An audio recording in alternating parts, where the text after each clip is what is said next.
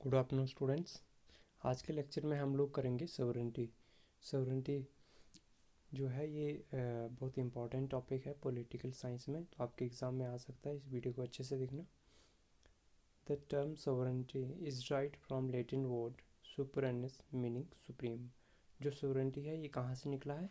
एक Latin word से निकला है, क्योंकि जब भी हम पॉलिटिकल साइंस पढ़ते हैं तो हमारे पास जो भी टर्म आती है तो दो चीज़ों से ही निकली हुई होती है, या तो लैटिन से निकली है या तो ग्रीक से निकली है। तो सॉवरेंटी कहाँ से आई है? ये एक लैटिन टर्म है। किस वर्ड से आई है लैटिन में? सुपर अन्नस, जिसका मतलब होता है supreme. Thus the sovereignty denotes the supreme or supremacy or supreme power of state. इसीलिए कहता है कि जो सॉवरेंटी है वो क्या डिनोट करता है? वो एक supreme power of the state जो है उसको डिनोट करता है। जीन बुदिन, देखो ये जीन बुदिन जो है बहुत इंपॉर्टेंट नाम है, याद रखना पड़ेगा आपको। एक फ्रेंच राइटर्स थे। ये French writer first of all formulated the concept of sovereignty systematically. सबसे फर्स्ट ये सिस्टमेटिकली कंसेप्ट किसने फॉर्मुलेट किया? जीन बुदिन ने। फिर उसके बाद आता है ही गिव एब्सोल्यूट सोवरेंटी। उन्होंने कौन सा कंसेप्ट दिया था? उन्होंने एब्सोल्यूट सोवरेंटी का कंसेप्ट दिया था।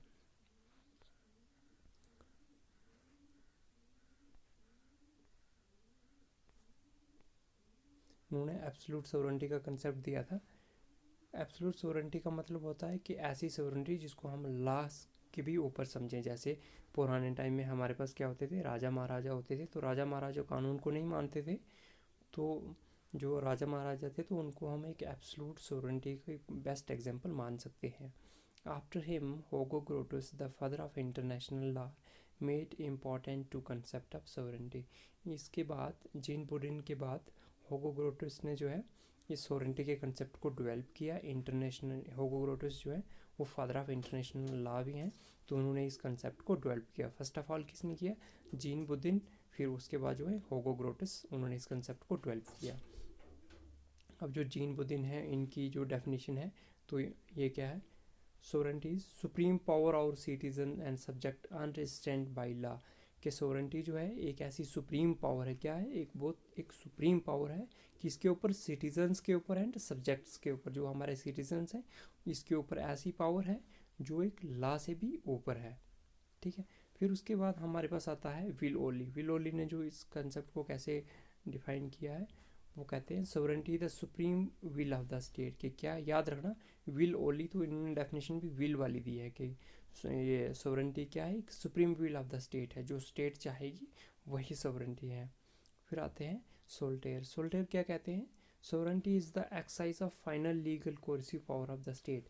कि जो फाइनल लीगल कोर्सिव पावर है, कोर्सिव होता है कोई दबाव वाली पावर, ज़बरदस्ती वाली पावर, जो भी आपको जो स्टेट डोमेन्स कर रही है, जो दबाव कर रही है तो अपने कंट्रोल में ला रही है, तो ये कहते हैं जो भी स्टेट लीगली अपने आप अपने उसमें नियंत्रण में, अपने कंट्रोल में करने के लिए जो भी चीज़ करती है वो क्या है? वही सोवरेंटी है। अब हम पढ़ेंगे इसके करेक्टरिस्टिक फीचर्स जो है सोवरेंटी के, वो कौन कौन से। जैसे फर्स्ट आ गया एब्सोल्यूटनेस। के सोवरेंटी जो होती है वो बिल्कुल एब्सोल्यूट होती है। Sovereignty is regarded as absolute because it can not be limited or restricted by a superior power or authority. कि सोवरेंटी जो है ये एक एब्सोल्यूट पावर है, इसके ऊपर कोई पावर नहीं हो सकती। हम इस सोवरेंटी को किसी भी पावर के नीचे दबा के नहीं रख सकते, क्योंकि सोवरेंटी जो है यही एक हाईएस्ट लीगल पावर है स्टेट में। जो हमारी स्टेट पॉलिटिकल स्टेट है उसमें हाईएस्ट पावर जो है वो सोवरेंटी ही है। उसके बाद आता है परमानेंस। परमानेंस में क्या है कि जो सोवरेंटी है ये परमानेंट रहेगी, ऐसा नहीं है कि ये टेम्परेरी है। Sovereignty is permanent although in modern days it is exercised temporarily। Sovereignty जो है, जो परमानेंट है वो परमानेंट होती है, टेम्परेरी नहीं होती। लेकिन आज के टाइम में हम मॉडर्न वर्ल्ड में देखें तो हम उसको एक किस्म की टेम्परेरी भी समझ सकते हैं। क्यों? क्योंकि आज के टाइम में क्या है, एक गवर्नमेंट के पास सोवरेंटी होती है, एक गवर्नमेंट आती है इंडिया में 5 साल के बाद, दूसरी आती है, फिर तीसरी आती है। तो easy in modern time sovereignty is held by state but exercised by government. के मॉडर्न टाइम में जो है सोवरेंटी किसके पास है? स्टेट के पास है, लेकिन उसको हेल्ड पकड़ कौन रख रही है? गवर्नमेंट रख रही है। स्टेट तो ऑलवेज रिमेन, मतलब परमानेंट वैसे ही रहती है, लेकिन जो हमारी गवर्नमेंट है वो आती है और जाती है। फिर आता है universality. Sovereignty is universal as it extends to all group area things under its jurisdiction. Sovereignty के अंडर जितनी भी चीज़ें होंगी तो उनकी सोवरेंटी वही होगी। तो जितने भी ग्रुप्स, जितनी भी थिंग्स उसके ज्यूरिडिक्शन के अंडर आती हैं तो वो सोवरेंटी उन सब की होगी, एक यूनिवर्सल कंसेप्ट होगा। फिर आता है इनएलिएनेबिलिटी। इनएलिएनेबिलिटी क्या है? Sovereignty can not be transferred or given away without destroying the state. Sovereignty को हम ट्रांसफ़र नहीं कर सकते हैं। अगर सोवरेंटी को हम ट्रांसफ़र करेंगे तो स्टेट को एक किस्म का डिस्ट्रॉय करना पड़ेगा, स्टेट को ख़त्म करना पड़ेगा, फिर सोवरेंटी ट्रांसफ़र होगी। नहीं तो सोवरेंटी जो है वो इनएलिएनेबिलिटी है उसकी, उस इनएलिएनेबल है, उसको हम एलियन नहीं कर सकते हैं, यहाँ से वहाँ जो है ट्रांसफ़र नहीं कर सकते। फिर आता है इंडिविजुअलिटी। जो सोवरेंटी है वो इंडिविजुअल है, उसको हम डिवाइड नहीं कर सकते हैं। As sovereignty is an absolute power, it cannot be divided. It must be vested in a single body. Sovereignty किस में होगी? एक सिंगल बॉडी में होगी। इसको हम बांट नहीं सकते हैं, इसको हम डिवाइड नहीं कर सकते हैं। फिर उसके बाद हमारे पास आता है एस्पेक्ट्स ऑफ सोवरेंटी के। सोवरेंटी के कौन कौन से एस्पेक्ट्स हैं? एस्पेक्ट्स में आ जाता है पहले जैसे लीगल सोवरेंटी आता है, फिर पॉलिटिकल सोवरेंटी, फिर titular sovereignty, actual sovereignty, de jure sovereignty, de facto sovereignty. इन सबको हम समझ लेंगे। टेक्निकल नाम है, आपको पता होना चाहिए हर चीज़ के बारे में, एक्सप्लेन करना आना चाहिए कि लीगल सोवरेंटी क्या है, पॉलिटिकल क्या है, टिटुलर क्या है, एक्चुअल क्या है, डीज्यूर क्या है, वो डिफैक्टो क्या है। फर्स्ट लेते हैं हम लीगल सोवरेंटी। जो लीगल सोवरेंटी है, legal sovereignty it is associated with supreme law making authority. Legal है, लीगल जहाँ भी वर्ड आएगा उसका मतलब हो गया लॉ। तो लीगल सोवरेंटी किससे डील करती है? ये लॉ मेकिंग अथॉरिटी से डील करती है। तो इंडिया में जो है लॉ मेकिंग फाइनल अथॉरिटी कौन है? पार्लियामेंट ऑफ इंडिया है। तो हम ये कह सकते हैं कि इंडिया में लीगल सोवरेंटी जो है किसके पास है? पार्लियामेंट ऑफ इंडिया के पास है। It is associated with supreme law making authority of state having the power to issue final command, जैसे कि पार्लियामेंट ऑफ इंडिया इसकी बेस्ट एग्जांपल है। फिर आता है पॉलिटिकल सोवरेंटी। पॉलिटिकल सोवरेंटी क्या है? Legal sovereignty has to take into consideration the will of another authority, that is political sovereignty. Legal sovereignty को भी अपना काम करने के लिए किसी सोवरेंटी की जो है ज़रूरत पड़ती है, कि किसी की विल लेनी पड़ती है, किसी की अथॉरिटी लेनी पड़ती है। तो वो कौन सी अथॉरिटी है? पॉलिटिकल सोवरेंटी है। तो डेमोक्रेसी में ये समझा जाता है कि पॉलिटिकल सोवरेंटी किसके पास है? इलेक्टोरेट जो है, जो वोट डालते हैं लोग, उनके पास है। क्योंकि जो वोट डालते हैं वही सरकार बनाते हैं, उनके ही हाथ में सरकार बनाना है। तो डेमोक्रेसी में हम ये कह सकते हैं कि जो पब्लिक है, जो सिटीजन्स हैं, तो उनके पास ये सोवरेंटी है। फिर आता है titular sovereignty. It is that kind of sovereignty which sovereignty enjoy power only in theory, but in actual practice its power is enjoyed by some other authority, जैसे कि प्रेसिडेंट ऑफ इंडिया या queen of Britain. Titular sovereignty क्या होती है? कि आपके नाम पे सोवरेंटी कोई दूसरा पर्सन एंजॉय करता है। कि जैसे हम देखते हैं कि इंडिया में जितनी भी चीज़ें, जितनी भी पावर्स हैं, जितनी भी ट्रीटीज़ होती हैं, किसके नाम पे होती हैं? प्रेसिडेंट ऑफ इंडिया के नाम पे होती हैं। लेकिन करता कौन है? काउंसिल ऑफ मिनिस्टर करती है, हेडेड बाय प्राइम मिनिस्टर। तो टिटुलर सोवरेंटी वो होती है कि किसी की सोवरेंटी संविधान में किसी उनके नाम पे संविधान ने लिखी हुई है सोवरेंटी, लेकिन जो एक्चुअली में एंजॉय करते हैं वो सोवरेंटी कोई और एंजॉय करता है, तो उसको हम टिटुलर सोवरेंटी कहते हैं। कि जैसे प्रेसिडेंट ऑफ इंडिया जो हाईएस्ट लीगल अथॉरिटी है, जो हाईएस्ट पावर है इंडिया में, वो प्रेसिडेंट ऑफ इंडिया है। लेकिन हम आज के टाइम में भी देखते हैं कि भारत में कुछ भी होता तो डिसीजन कौन लेता है? प्रधानमंत्री जी लेते हैं। तो इसको हम कौन सी सोवरेंटी नाम देंगे? टिटुलर सोवरेंटी नाम देंगे। अब आता है एक्चुअल। जो एक्चुअल सोवरेंटी है, जो एक्चुअल सोवरेंटी है वो क्या होती है? एक्चुअल सोवरेंटी होती है, it is that kind of sovereignty in which sovereign enjoy power in theory as well as practice, जैसे कि president of United state, France हो गए। एक्चुअल सोवरेंटी होती है कि जो आपके संविधान ने सोवरेंटी लिखी है, इंजॉय भी वही पर्सन करता है। तो उसको कौन सी सोवरेंटी हम कहेंगे? उनको हम एक्चुअल सोवरेंटी कहेंगे। जैसे प्रेसिडेंट ऑफ इंडिया है, तो यूएसए का प्रेसिडेंट जितनी पावर उनके पास है, वो अपनी पावर खुद ही एक्सरसाइज करते हैं, वहाँ के प्रधानमंत्री नहीं करते हैं।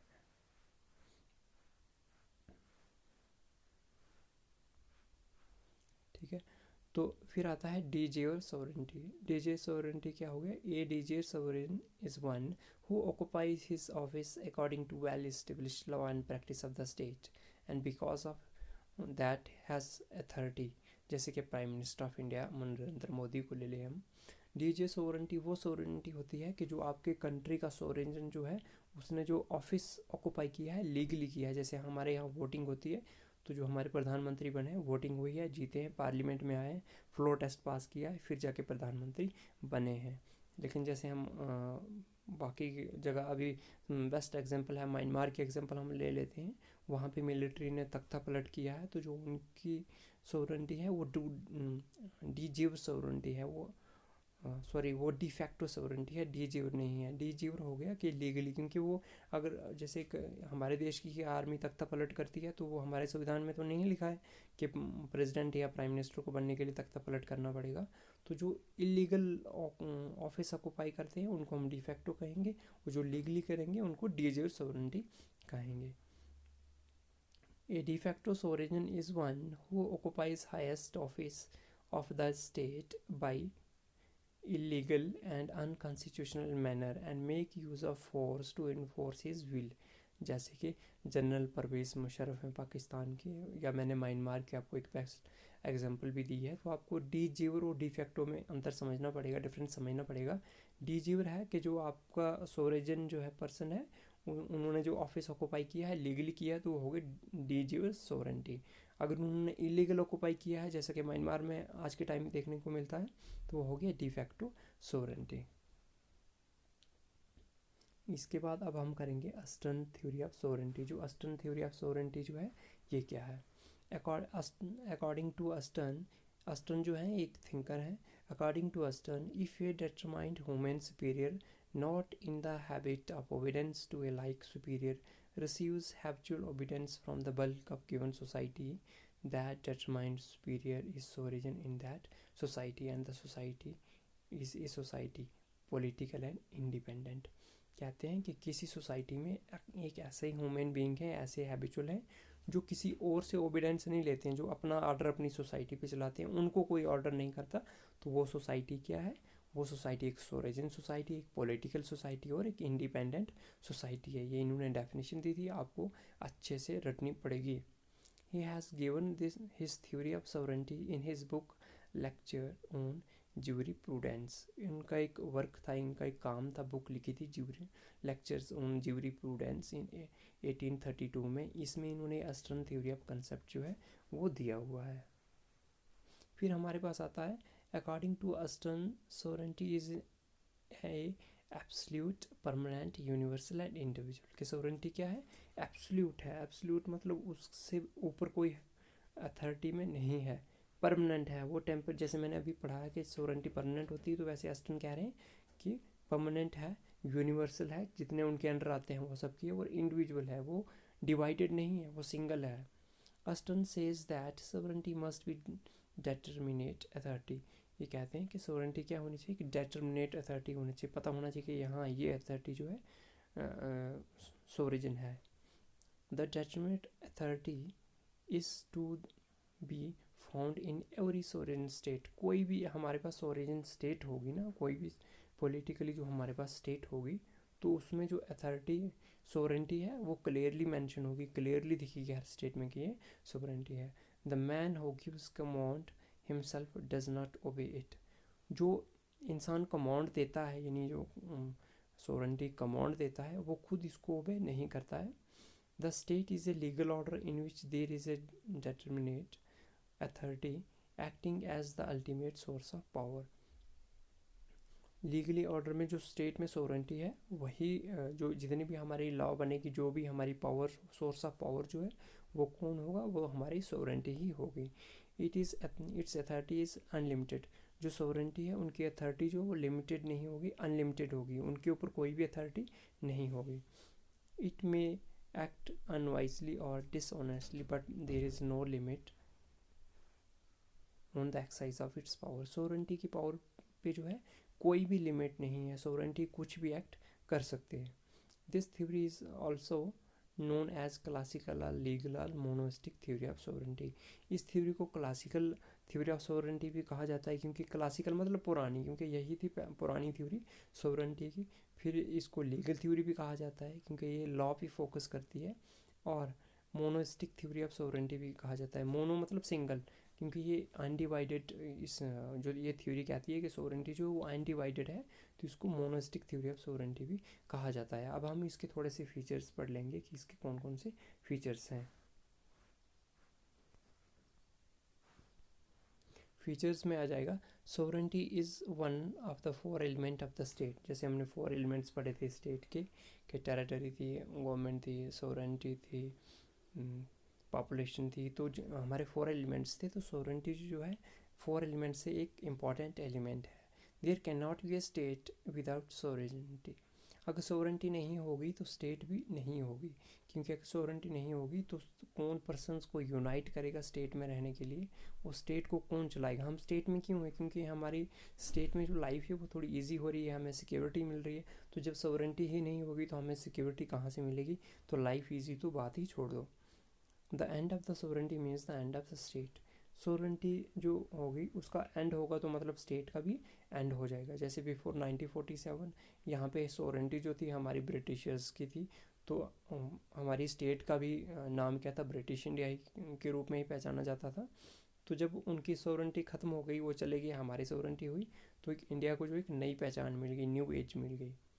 According to him, state is a legal order in which sovereignty can be located very clearly. Aston जो है इनके मुताबिक जो स्टेट है एक लीगल ऑर्डर है, इसमें हम जो है सोवरेंटी बहुत ईजिली लोकेट कर सकते हैं कि ये सोवरेजन पावर है। Sovereign must be a human being or a body of human being who can be identified. अब सोवरेजन जो है वो एक सिंगल ह्यूमन भी हो सकते हैं या बॉडी ऑफ ह्यूमन बीइंग भी हो सकते हैं, जैसे कि आज के टाइम में हमारी गवर्नमेंट होती है। Sovereignty receives habitual obedience from the people. Sovereignty को जो है हैबिचुअल ओबीडेंस रिसीव होती है, और हैबिचुअल मतलब सोवरेंटी कोई भी अगर लॉ बनाते हैं जो सोवरेजन पर्सन से, वो अगर कुछ भी लॉ बना के इम्प्लीमेंट करते हैं तो लोग उसको फॉलो करेंगे ही करेंगे। If a part of the population refuses to accept him and renders disobedience, he is no longer a sovereign. अगर सोवरेंटी को क्या होता है कि कुछ पर्सन्स, कुछ पॉपुलेशन ऐसी है जो सोवरेजन को मानती नहीं है, एक डिसओबीडेंस, अपना उस लॉ को डिसओबीडेंस करती है, मानती नहीं है, तो उस सोवरेंटी को हम सोवरेजन नहीं कहेंगे। Sovereignty has the legitimate physical force to extend command and obedience and enforce its law. Sovereignty के पास क्या होती है, लीगल फोर्स होती है, क्या करने के लिए कि अगर कोई वो ऑर्डर पास कर रहे हैं तो उस ऑर्डर को अगर कोई नहीं मानता है तो उसको पुनिश करने के लिए, उस लॉ को इम्प्लीमेंट करवाने के लिए। Law is the command of sovereign. ये कहते हैं कि जो सोवरेजन जो भी कहेगा वही लॉ है, इसीलिए इसको लीगल थ्योरी ऑफ सोवरेंटी भी कहा जाता है। ये कहते हैं कि जो सोवरेजन पर्सन होगा वो जो भी कुछ भी अगर डिक्लेयर कर रहे हैं तो वो क्या है, लॉ है, वो स्टेट को मानना ही पड़ेगा, वो सिटीजन्स को मानना ही पड़ेगा। Sovereignty is independent from internal और एक्सटर्नल कंट्रोल। ये तो सोवरेंटी की बेसिक नीड है, बेसिक फॉर्मेलिटी है कि सोवरेंटी को ना तो इंटरनल कोई कंट्रोल होगा ना तो कोई एक्सटर्नल कंट्रोल होगा, उसी को हम सोवरेंटी कहेंगे। Sovereign is source of all law, his authority is absolute and unlimited. जो सोवरेजन पर्सन होता है, चाहे वो सिंगल पर्सन है या बॉडी ऑफ पर्सन है, तो वो जो है वही लॉ का सोर्स होता है, वो एब्सोल्यूट होते हैं, वो अनलिमिटेड होते हैं। अब इसको थोड़ा सा हम क्रिटिसिज्म पढ़ लेंगे, जो बहुत सारे थिंकर्स ने इसको क्रिटिसाइज़ किया है। This theory of sovereignty was हुन क्रिटिसाइज बाई मेजॉरिटी, जो इसका क्रिटिसिज्म किया है वो प्लूरलिस्टिक थ्योरी ऑफ सोवरेंटी से क्रिटिसिज्म आया है। प्लूरलिस्टिक थ्योरी कहती है कि सोसाइटी जो है प्लूरल है, सिंगल नहीं है, बल्कि क्या है इसमें बहुत सारी एसोसिएशंस मिलके जो है बनी है। इसमें बहुत सारी इस मतलब ये इंडिविजुअलिटी पे फोकस नहीं करता है, ये मल्टीप्लिसिटी पे फोकस करता है कि सोसाइटी जो बहुत सारी पर्सन से बने हैं, तो पावर एक जगह नहीं होनी चाहिए, पावर जो थोड़ी थोड़ी हर जगह होनी चाहिए।